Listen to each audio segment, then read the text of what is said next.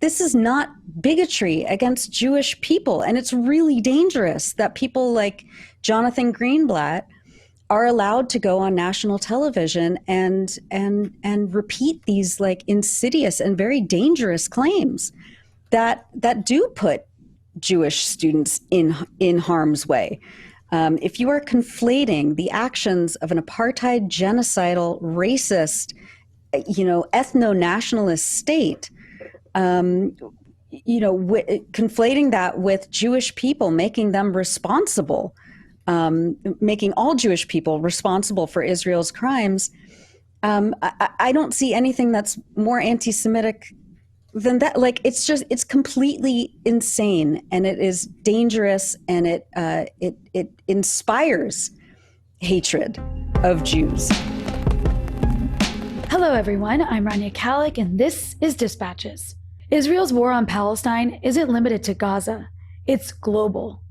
In the U.S., it takes the form of censorship, bullying, intimidation, doxxing, accusations of antisemitism, attacking people's livelihoods, and increasingly using the arms of the state to potentially prosecute anyone who dares to stand up for the rights of Palestinians as they fight their extermination at the hands of the U.S.-backed settler colony, Israel. But even in the face of all that, resistance is growing across the U.S. and around the globe. Joining me to discuss this and more is Nora Barrows-Friedman, staff writer and associate editor at the Electronic Intifada. But before we jump into it, this is just part of this episode. The full interview is available to Breakthrough News members only. You can become a member at patreon.com/breakthrough news. And as always, be sure to hit the subscribe button and the bell so you get a notification whenever we post new content. And if you appreciate this show, you can also donate below on YouTube. Nora, welcome to the show. Thank you so much, Rania. It's so good to be here. It's so good to have you on. And I just want to say you all at EI, at Electronic Intifada, have been doing like God's work throughout this horrific period. I mean, Electronic Intifada is always amazing, but it's such a crucial source of information right now when all we're seeing in like the dominant narrative in the mainstream is lie after lie after lie. And we're actually going to get into some of that. Yeah. But, before we do, you are someone who's been covering this issue for decades. So I just am curious, like your general thoughts about, are you shocked by the sheer violence and horror of what we're seeing? I mean, basically, I want to hear how you're viewing the genocide in Gaza right now. Yeah. On the one hand, it is the worst I've ever seen it. And I think most of us who have been doing this work for a long time are continuously and utterly shocked, absolutely, by just the depravity of the Israeli army and its government and its supporters, in Israel and here in the West, just how genocidal and out of their minds, like just like psychopaths, wanting every Palestinian dead and coming up with these justifications for wiping out entire apartment blocks and storming hospitals. And the level of propaganda, I keep like running out of words because I feel like we don't have the vocabulary to properly describe how horrifying this all is.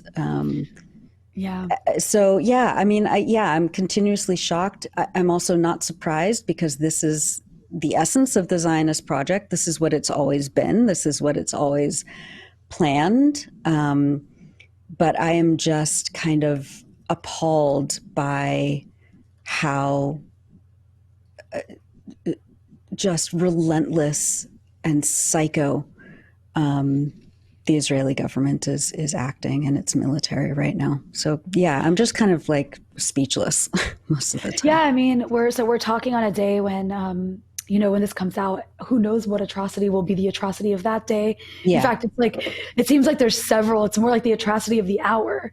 Yeah. I've never seen it this bad either. I think that's a really good point you made. But Yeah. I mean, today we're speaking as the Israelis just stormed Al-Shifa hospital. Yeah. And it's just like, what the hell is going on? How is this Yeah. allowed to happen? Like, you're right. We don't have the vocabulary. Sometimes you feel like the word genocide. I mean, it's a very powerful word, but is it even, I don't know. I don't know what the hell this is. I don't know what to call it. I know. I mean, I was listening to your interview just a few days ago with Craig Milkheiber, and the way that he described, the legal definition of genocide and the responsibilities by United Nations member states to intervene and prevent genocides like this from happening, and how, I mean, he resigned in disgust because of the lack of motivation from anybody inside the UN to actually step in and stop this massacre after massacre after massacre, just relentless, like just the slaughter that is just being supported and abetted and aided by the West is just, I mean, it should induce revulsion in anybody. But to see it happen on such a televised scale,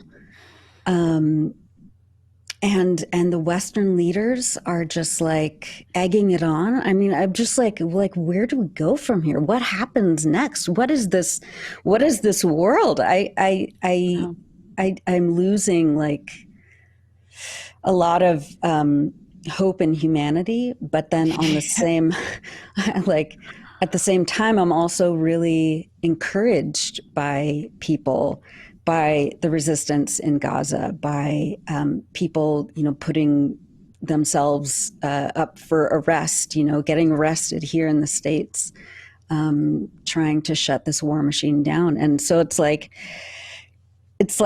yeah, on the one hand, I'm like, we can't come back from this. And on the other hand, I'm like, no, we absolutely can. A better world is possible. And we are the ones who can make it so.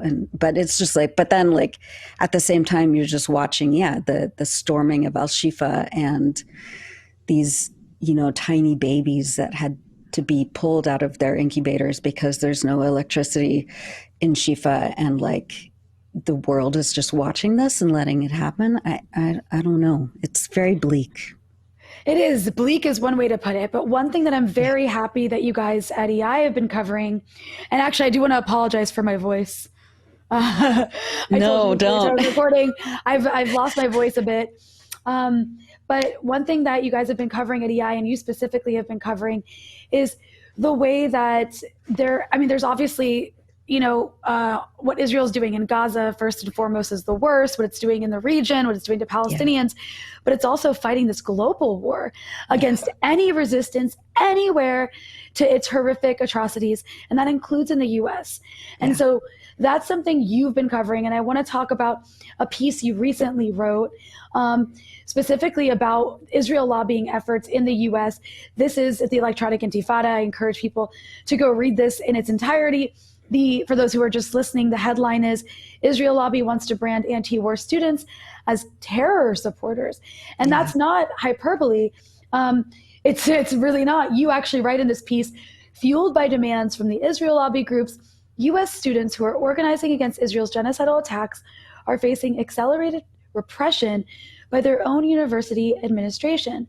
And basically, this is another aspect of the use of anti-Semitism to go after people who support Palestine, including Jews, of course.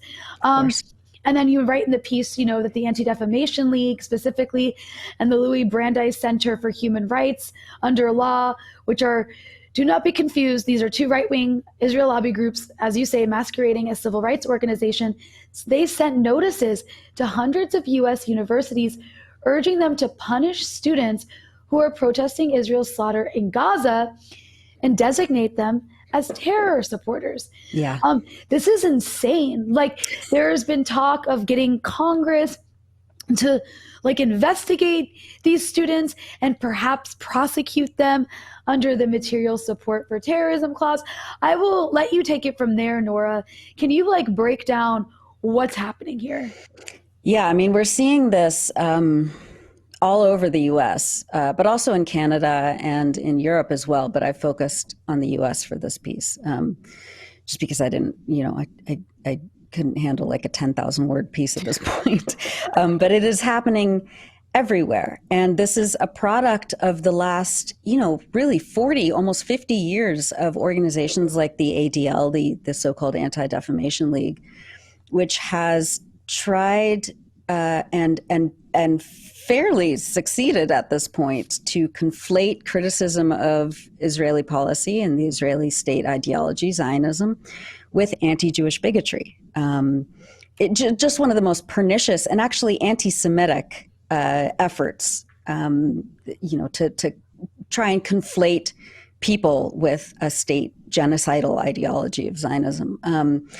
But they've been doing this, and the ADL has kind of ramped up its escalation, and escalated this in recent weeks to try and tie students, specifically Students for Justice in Palestine chapters and Jewish Voice for Peace chapters on campuses, to be surveilled, investigated, punished, even criminally prosecuted under, what you mentioned, the material support for terrorism law, which was, has been really abused, obviously, by Islamophobic forces in this country ever since 9/11 specifically, to try and criminalize support for Palestinian human rights. And so the ADL and the Louis Brandeis Center, which is a lawfare organization, as you know, the head of the Louis Brandeis Center is this creature named Kenneth Marcus, who really pioneered the practice of filing complaints to the U.S. Department of Education's Office for Civil Rights, alleging that the mere presence of organizations like Jewish Voice for Peace or Students for Justice in Palestine on campuses was tantamount to anti-Semitism and was harmful to quote unquote Jewish students on campus. And Kenneth Marcus worked with all sorts of Zionist organizations to file these complaints over the years. And then under the Trump administration, he was appointed to head the Office for Civil Rights at the Department of Education to basically adjudicate the kind of complaints that he had engineered. Total, like Fox in the henhouse on steroids. He was eventually forced to resign. I believe it was in 2019, something like that, because it was revealed that he had prioritized complaints from the Zionist Organization of America against. Shocking. Shocking. And now he's back as the head of the Louis Brandeis Center, working with the ADL and these Zionist organizations to criminalize support for Palestinian rights on campus.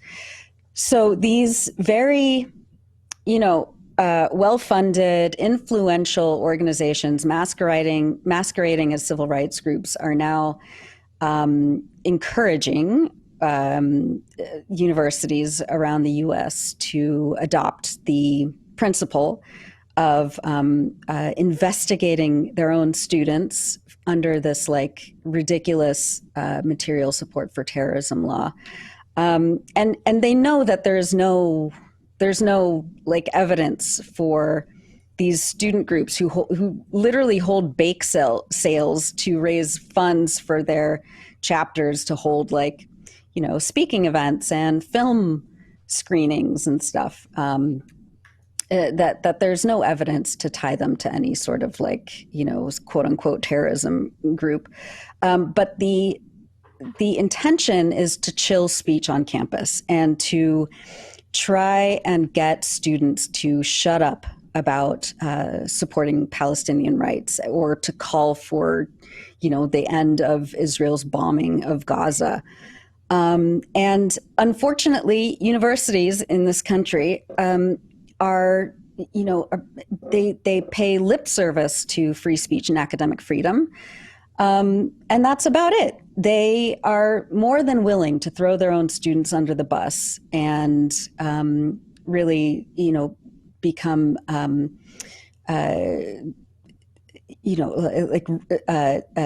listen to these organizations without any sort of like merit or evidence. And so we see like Brandeis University, for example, forcing SJP on campus to disband after SJP had organized a candlelight vigil for the victims of Israel's bombing in Gaza, and branded them as like. I was going to say, what was the claim? Yeah, the claim was that that the parent organization, National Students for Justice in Palestine, was supporting Hamas terrorism, right? Like this, like complete, which is insane, and like, I mean, just this like. Le Canada devrait examiner le rôle des alternatives sans fumée afin de mettre fin au fait de fumer. Découvrir comment. The fact that and then also not just Brandeis, but Columbia University, a couple days after I published that article, Columbia University also disbanded their SJP chapter and their Jewish Voice for Peace chapter on campus in kind of a similar effort. And since, students are not, I mean, I am so impressed by the level of commitment to principled solidarity that students in these very elite institutions are showing with Palestinians and with their fellow students who are being thrown under the bus by these administrations. I mean, just a day or so ago, 40 student organizations at Columbia decided to form a coalition and support divestment from Columbia of Israeli investments. Really like showing Columbia that they'll try to smear SJP and JVP, but that the principles of SJP and JVP aren't going anywhere, and that students are now activated and they're motivated to come together and fight these sorts of smear campaigns and repression by universities. Yeah, and I just want to this was from a few weeks ago, but I just want to give an idea to people of just how, what students are up against. Because on top of course, having a potential, federal investigation for material support for terrorism, that's a huge threat to be made to students. There's also stuff like this, which is, I'm sure you remember this article in the Wall Street Journal, where you have I think this guy's a professor at UC Berkeley Law. Berkeley, So this is in the Wall Street Journal for those who can or just listening. The title this was back on October 15th, by the way. So this was in the beginning of the genocide, which was several thousand less dead children. And the title of the article is "Don't Hire My Anti-Semitic Law Students." And then it's an entire article about how you shouldn't hire his anti-Semitic law students.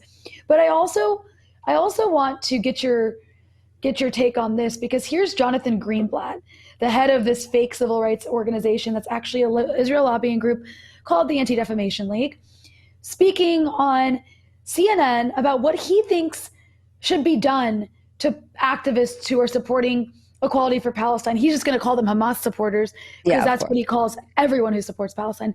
But let's listen to what he has to say. We fight all forms of hate. But I think in this moment, we need to stop this constant sort of conflation of the two. The college campuses are on fire right now. The ADL's tracked 832 incidents across the country, almost 30 a day over the month after the Gaza. Is the president's program enough to try to counteract that? Look, the president has been strong and supportive, and we are so appreciative of that, but we need more. We need the Department of Education to take proactive action to get these universities to do something. There have been good signs, but we need more. I'll also tell you, we need the right governmental authorities, like the IRS and the FBI to make sure that the national organizations aren't providing material support for Hamas, which is a foreign terror organization. That needs to happen right away. Only today, and I don't know which. So that is the head of the ADL calling for the IRS and the FBI, in addition to the Department of Education, to investigate students, to investigate activists who are literally just against segregation and genocide. Yes. Yeah. And those, like, you know, I can't remember the ridiculous figure he gave, like 600 incidents of, you know, anti-Semitism. There is no anti-Semitism crisis on campus. This is something that the ADL has crowed about for years, trying to, again, smear supporters of equality and justice for Palestinians as anti-Jewish bigots, many of whom are Jewish students themselves. And so now he's like seizing this opportunity. And if you look at the actual like data that the ADL has put out there to, like, you know, buttress their claim of like 600% rise or whatever it is, like 6 billion% rise in anti-Semitism on campuses, most, if not all, of those incidents are peaceful demonstrations calling for a ceasefire, candlelight vigils for Israel's victims, and calls for justice for Palestinians. I mean, this is not bigotry against Jewish people. And it's really dangerous that people like Jonathan Greenblatt are allowed to go on national television and repeat these like insidious and very dangerous claims that do put Jewish students in harm's way.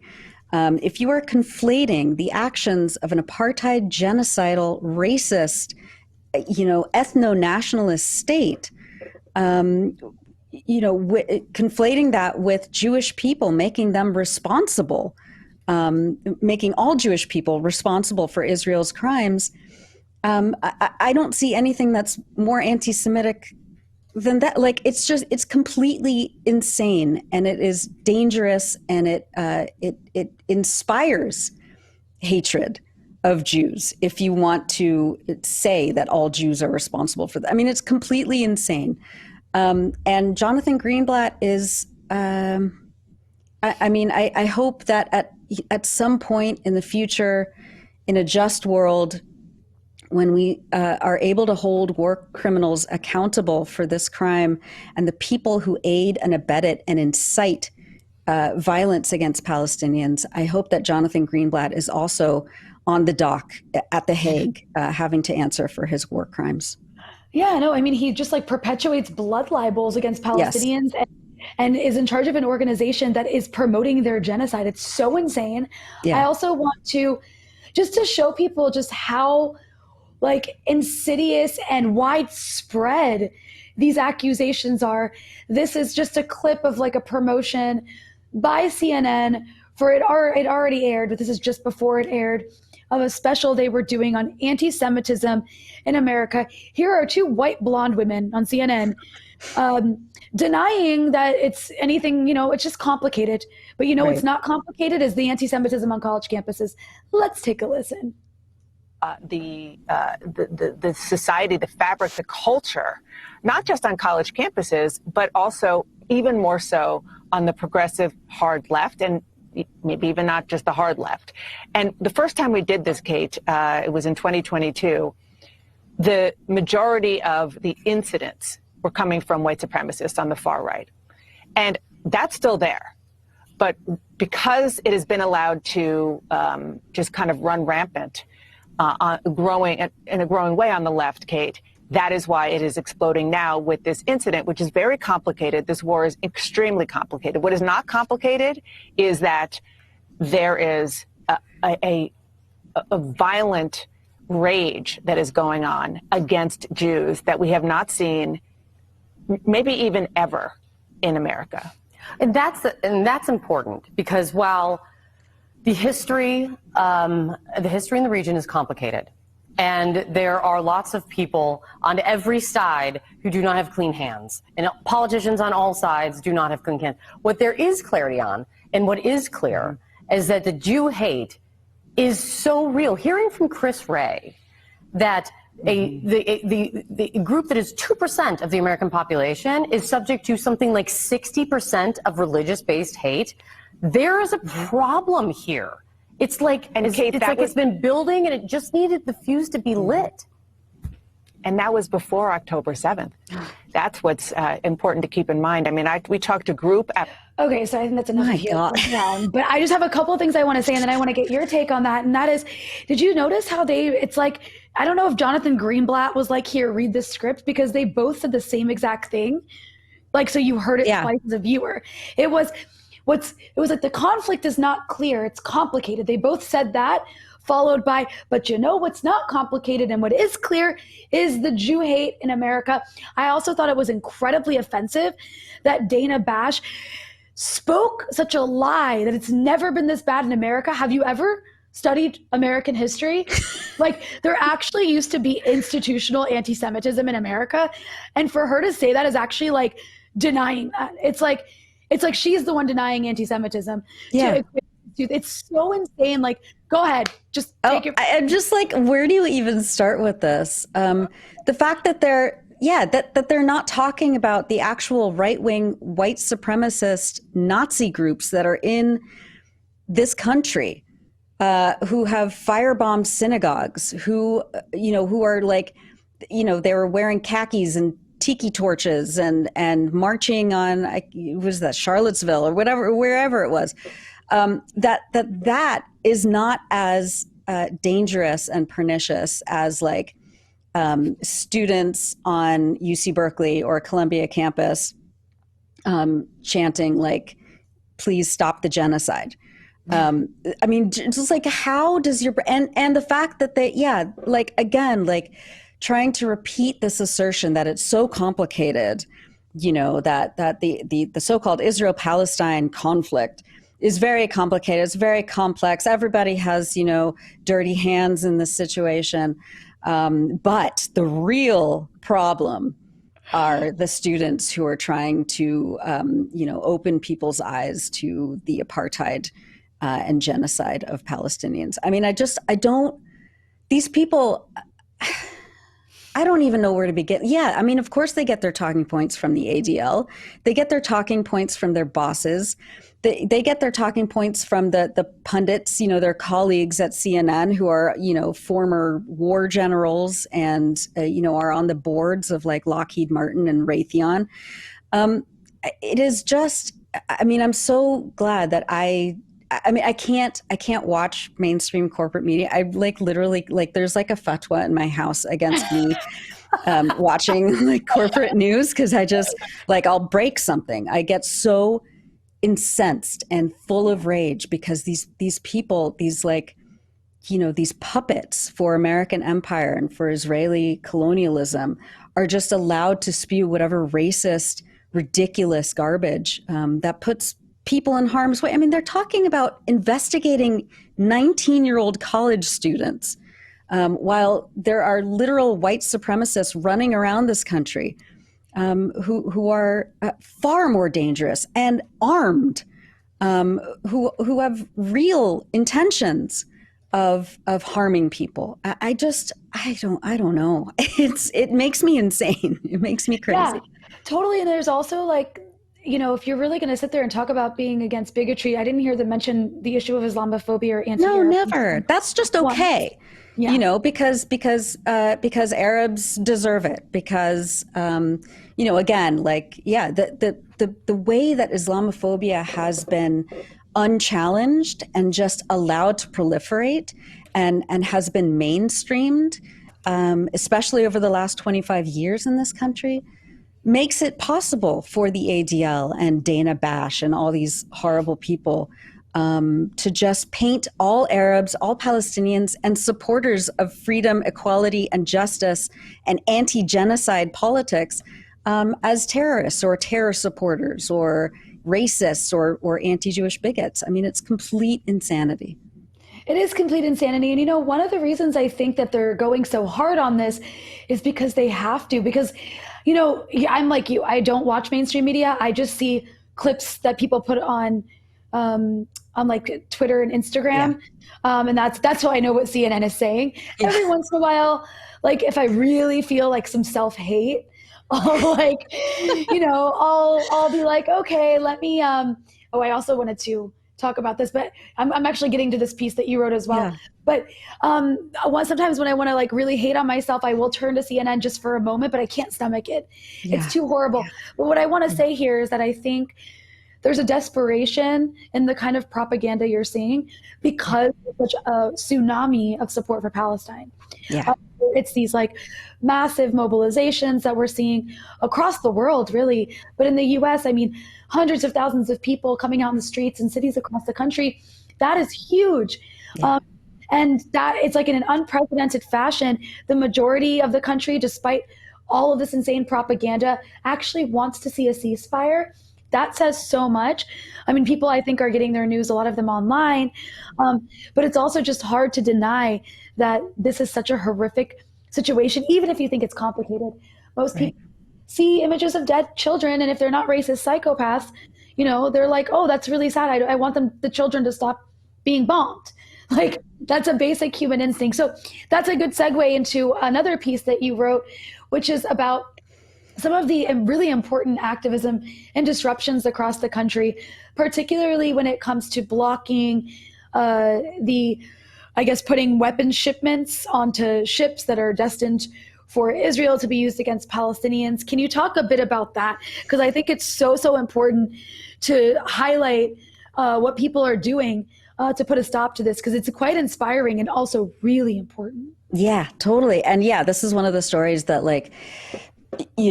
kind of refreshes my hope in humanity and the hope of people, literally putting their bodies on, what Mario Savio said, like putting your body on the gear to stop this machine. And so, yeah, a couple of weeks ago, I mean, it feels like a year ago already, but this was a couple of weeks ago here in Oakland, and then up further north on the West Coast in Tacoma, Washington, where activists were able to really disrupt, business as usual at these ports, scaling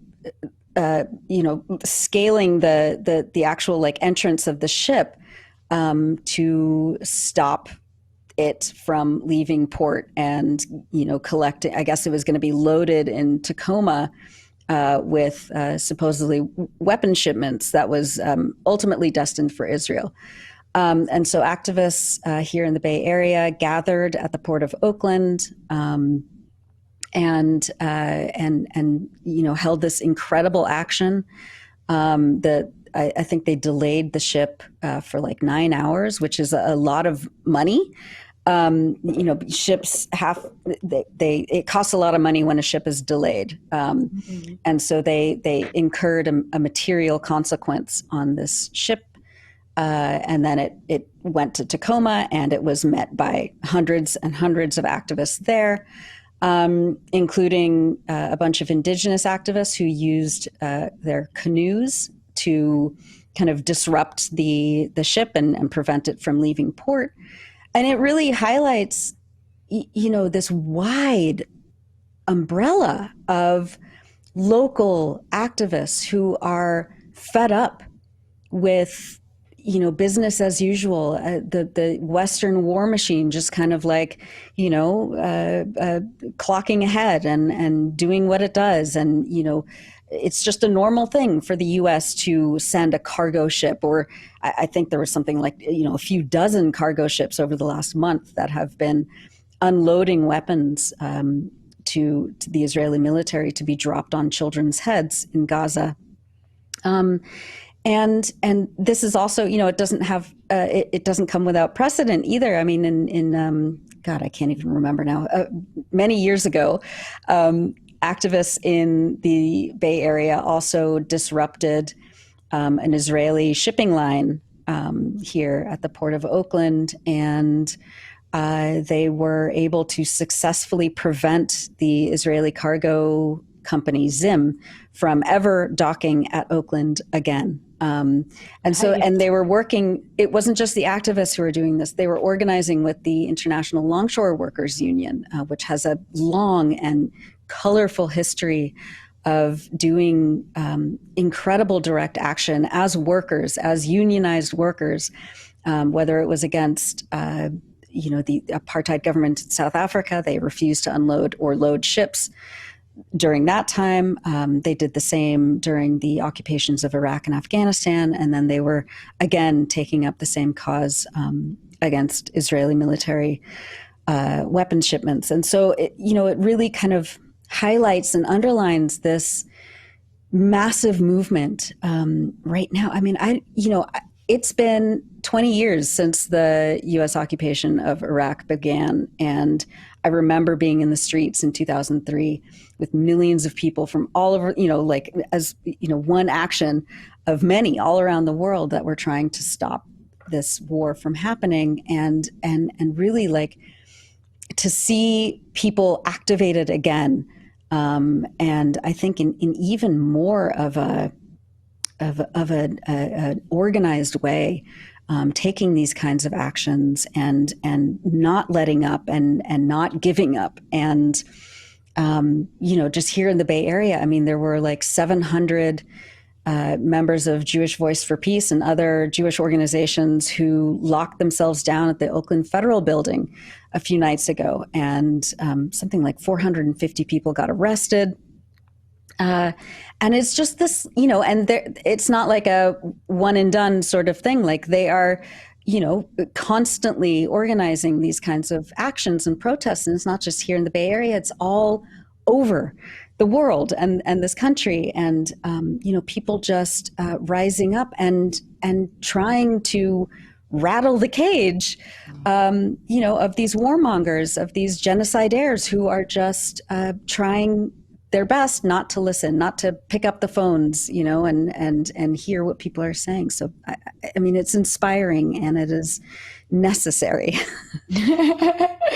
Well, I think that's it's just so important for people to remember that in such a dark moment, is that the majority of the world agrees with us, actually. Yeah.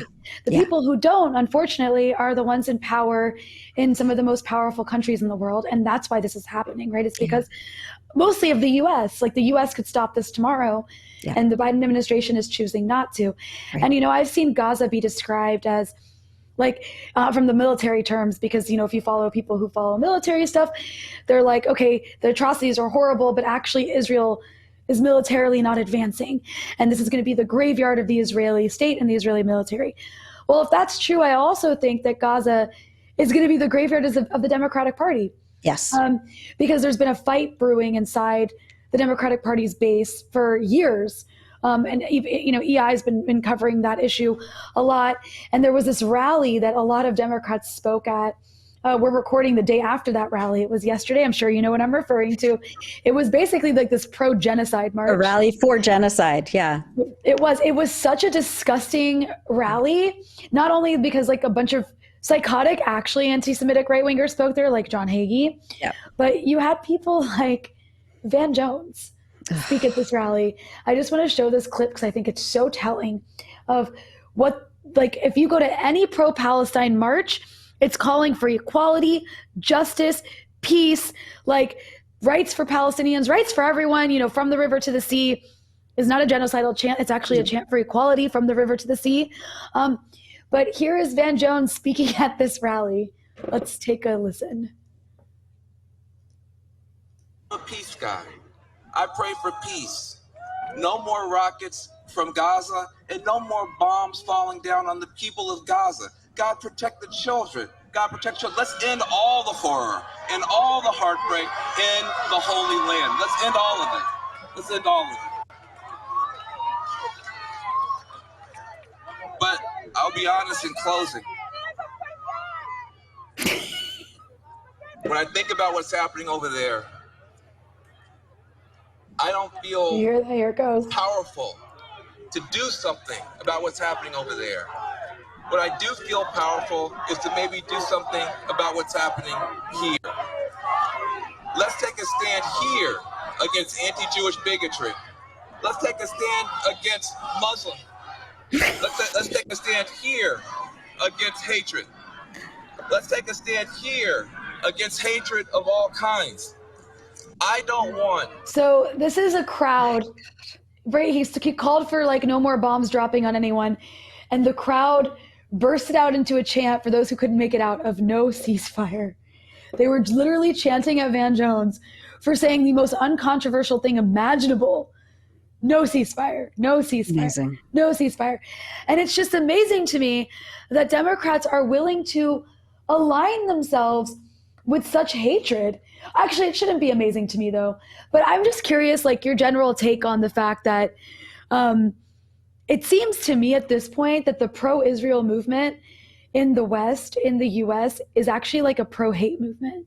Yes. I don't think that's like exaggerating to say. No, I don't think it is at all. I mean, Van Jones is a disgrace, and I hope this is the final, nail in the coffin for his aspirational career. Whatever. I mean, just that's it. No more.